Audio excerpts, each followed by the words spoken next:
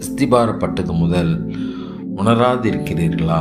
அவர் பூமி உருண்டையின் மேல் வீற்றிருக்கிறார். அதன் குடிகள் வெட்டுக்கிளைகளைப் போல் இருக்கிறார்கள். அவர் வானங்களை மெல்லிய திரையாக பரப்பி அவைகளை குடியிருக்கிறதுக்கான கூடாரமாக விரிக்கிறார்.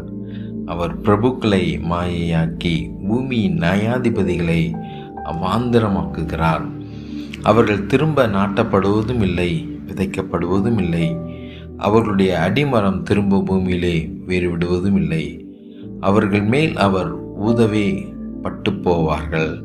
பெருங்காற்று அவர்களை ஒரு துரும்பை போல் அடித்து கொண்டு போம்.